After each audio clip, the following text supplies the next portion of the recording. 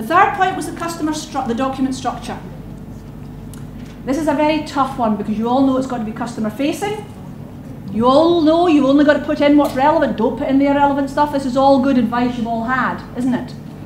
But actually doing it,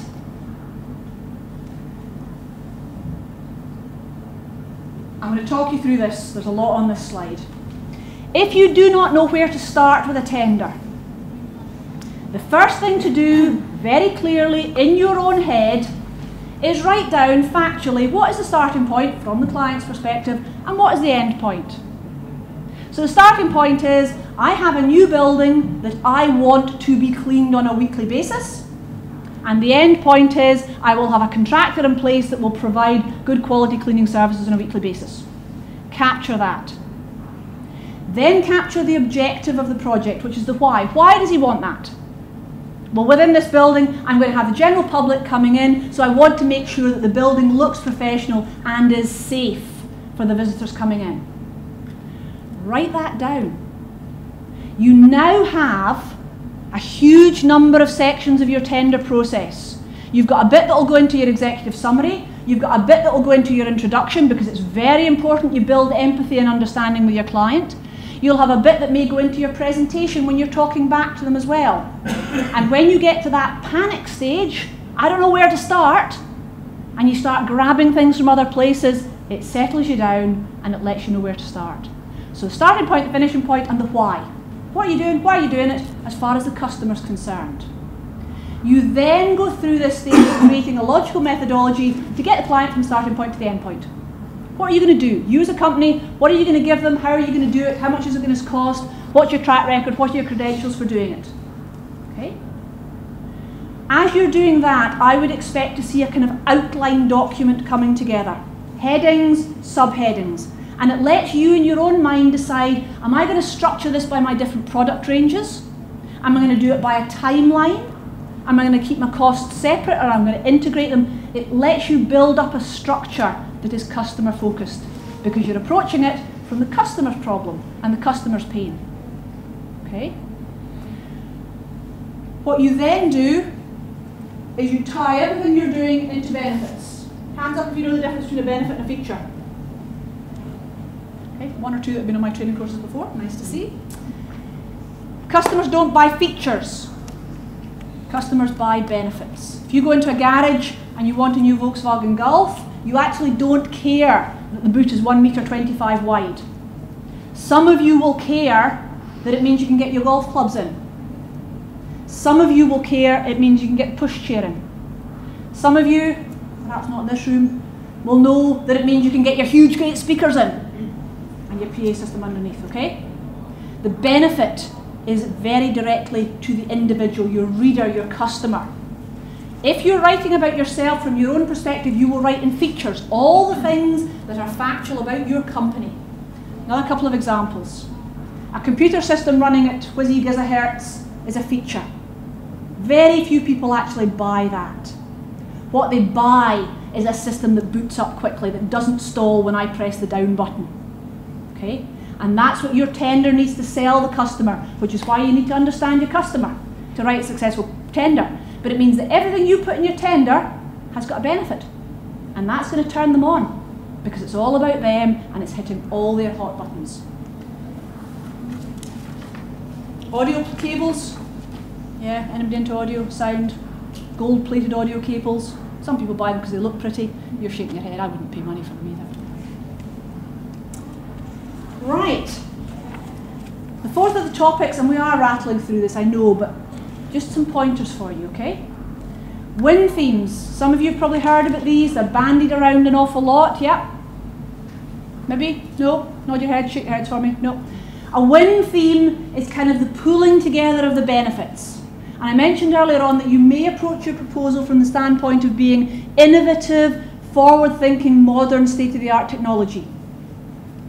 So if all your benefits are being run around that because that's what your customer values and that's what your customer wants, then you bring them all into one theme. And it might be innovation. If you are an existing supplier to a customer and you've already done a lot of good work for them, and what you're doing is selling them a lot of benefits about you're going to get more of the same, we already know you, we did you a good job in the past, we're going to do more, there's going to be cost savings up front because we don't have to relearn your systems, then your win theme might be building on success. Okay? Just a way of bringing them together. And what it does is if you identify in your own head a win theme, it'll come out in your writing. You might choose to put it as a strapline, a footer or something. But most importantly, it's the reason the customer is going to choose you. If you cannot put into words why a customer should choose your bid over bids 3, 4 and 5 and 2 that are on the table, you don't deserve to win it. Just being good is not good enough. You must be able to articulate why you are the best, why you think they should buy from you. Okay, you might not be right, you don't know everything, but you must be able to articulate it, and the win theme is the way in which you do that. Clear and concise writing. Do not approach business speak. I've got my suit on, I'm at my work, I'm going to talk in formal business speak. How many of you know the Indicate the Way to My Habitual Abode song? I'm fatigued and I wish to retire. I'm not. Show me the way to go home. I'm tired and I want to go to bed. Indicate the way to my habitual abode. Exactly the same meaning. But jings is it difficult to listen to. You read it twice to get the meaning. You don't know where it's going. Your poor reader is exactly the same as you. They've got better things to do than read all these tenders. They're stressed, they're harassed, they might be reading it on the train, they might be reading it on the kitchen table with the kids screaming and threatening to knock coffee over on it. Make it easy for them. Use simple, basic language. I'm not saying dumb it down. It may be technically quite complex what you're proposing, but don't use big long sentences. Don't use flashy words that you wouldn't naturally use in language. White space is brilliant. They like white space. Don't be frightened of long documents. Be frightened of dense documents. Always make your documents longer, loads of white space. If you're like me and you're marking something, what you want is to be able to write your comments. And if a tender writer has keenly provided some white space, you can do that. Signposting is really good headings so they know what they're going to get, because like you, they don't pick it up and start at page 1 and go, goody, I've got a tender to read, concentrate on it. They jump around, they scan it. So give them good headings. Tell them where you're about to take them next. Good indexes, fabulous page number, cross-referencing. Okay? Nice graphics. Dull paper. Paper with some pictures. I know which one I would like to go for. No coincidence the BBC online website has got pictures in it now. It's much more engaging. You look at the picture and it invites you to read the text. So use them. Positive and persuasive language. If I said to you the shop will close at 4 o'clock, or I said to you the shop will stay open till 4 o'clock. Same message. If I said to you we may be able to improve the delivery times, or we may be able to fast track delivery times. Watch the tone of what you're writing, okay? Because it can portray a whole different picture. And you're trying to sound keen, enthusiastic, motivated about winning this work, so use positive, proactive language in there as well. Executive summaries, the clue is in the title. It's a summary for the executive. It is not called a document summary. Do not do what I'm trying to do and squish everything into a tiny wee space. Think what the executive, what does that reader want to know? Chances are it's going to be your win themes. Chances are it's going to want to be that starting point, end point, and the objectives. Okay? So all this information that you thought about at the front, you're now reusing. That forms your exec summary. The real hard-hitting things. And if you've got one piece of advice for exec summaries, try and sound keen. Don't make it sound as if the whole thing's going to be a hassle. Okay? Appendices, including CVs, great things. The rule of thumb with appendices is if the information is relevant to all the people who may read your document, put it in the main body of the document. If it's only going to be relevant to some readers, like the technical spec writer, somebody like that, put it in the appendix. But do not say, see Appendix A. What to do is put a wee pen picture in. Just put a wee overview. You know, we are fully compliant and have never had any accidents. Our full health and safety policy is available at Appendix A. Get your benefits in. If health and safety is important to the client, don't just say, see Appendix A. Okay? Put a phrase in, put a wee introduction. Likewise with CVs. Quite often companies have to put a lot of CVs into the back, key details.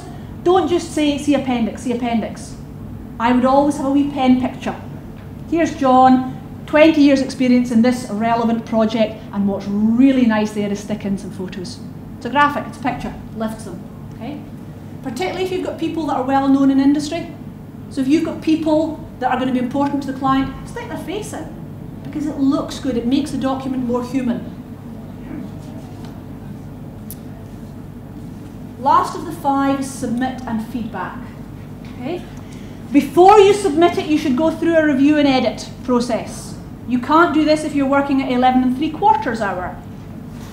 Check it for typos, check it for consistency, check that you have answered the questions. I was critiquing a £5 million contract the other day, and this is to say the big boys get it wrong. It's the only reason I use this as an example. I was critiquing this document before it went in, and on 10 occasions, my feedback was, you have not answered the question. I feel like a school teacher, but you would be amazed how often people get carried away and they think, oh, I was asked for something similar in this other one, I'll just chop that, dump it in. And they haven't answered the question, okay? So when you're reviewing it and checking it, make sure you've answered all the questions, including the ones that they phoned you in with, or the email, or the extra wee snippets you've got. Submit it electronically or hard copy, whatever they ask for, do it. You have no latitude to change the customer's rules. If they ask for 6 copies, give them 6 copies. If they want it by carrier pigeon, give them it by carrier pigeon. Okay? If you're doing it in electronically, be absolutely meticulous about clearing any properties of the documents that you don't want the customer to see, any tracked changes. I have got war stories coming out of my ears of tenders that have gone in the bin because the client has received it and has managed to find hidden information in it. Who else it's gone for, what they did with the pricing, who input to it. So be extra rigorous with electronic documents. Okay? You may be invited to do a presentation. That's kind of another whole area whereby you've actually got to go and present it. Make sure your presentation is consistent with your bid. Again, it sounds like common sense. It's amazing how often people will go into the bid, into the presentation team, because they're a good presenter, they've been picked, they're nice client facing, and they don't actually know the guts of the presentation. They don't know the guts of the tender. The win theme should be coming out in your presentation. It should all be consistent. So the company gets the one message, this is what you're about, and this is why you are the company to win. Last point on this slide is feedback. Get feedback from your winning tenders. That's where your good quality feedback comes from. If you've lost a tender, yes, you will get feedback. They've got no interest in giving you good quality stuff, really, because they're selfish. They'll give you some, might be good, might be okay. Company you are now dealing with, a company that you have won work from, that's the one that really has a vested interest in improving the relationship. Sometimes they also like to be a wee bit arrogant and tell you where you've gone wrong. Use it. So that's where I get my good feedback. Is client, why did you award me the work? And if they won't tell you that, you then say, right, I'm really pleased we've got it. Are there any areas that you were a bit concerned about from a tender? Is there anything I need to tighten up on that just makes sure that you get the best service possible? And you'll get super feedback. Next steps. Last slide. If you don't do anything different, nothing will change. You will still have tender headaches. You still may not win the same work, okay? So I strongly encourage you that if you've written down something or made a mental note of it, actually use it. Do something differently. Think about it from the customer's perspective, not from yours. Whatever that snippet is that you've cottoned on to in the last half hour, use it, okay? I've got a monthly top tips. It is my marketing e-shot, but I don't do overt marketing. That's not the way I do business. So if anybody wants monthly top tips, drop an email, drop your card, or pick up one of mine and you can get it. It just usually gives you 3 things each month that you need to have a wee think about. Okay? There is some cracking training and consultancy support out there. I do some of it. A lot of the real specific public sector about the rules of engagement and the documents that you need to attach. For public sector, people like SDP, Scottish Enterprise, there's some cracking resources out there, okay? So if you've got stuff that's quite difficult or quite important to you, do get outside help. But my parting comment is don't be scared of them, okay? If you had seen some of the horrors that I have seen that are winning work, you would probably be an awful lot more keen and enthusiastic just to up your ante a wee bit and you'll be amazed how much better it could be. Okay, that's my time. I hope that's been useful for you. If anybody wants to chat, we can maybe do it at the front to let the rest of you get on your merry way. My cards are there. It's for the hard of eyesight. But the contact details are all at the back, okay? And like I say, if you want to either scribble your details down or drop me a business card, I'll put you on the monthly mailing shot as well, okay? Thank you very much.